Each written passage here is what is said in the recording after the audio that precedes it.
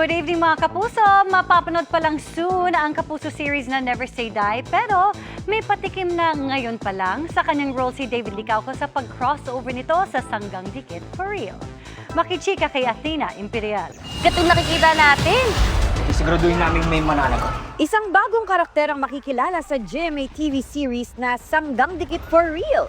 Pero, teka, hindi ba't siya rin ang journalist na si Andrew Dizon na bibida sa upcoming series na Never Say Die?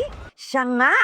Kwento ni David Licauco na gumaganap sa role ni Andrew, hindi raw niya pinalampas ang guesting. Pero nung sinabi sa akin na, in a sense, crossover nga to, na para ma-introduce yung character ko sa Sanggang Dikit onto the next teleserye, which is Never Say Die, syempre, game tayo dyan.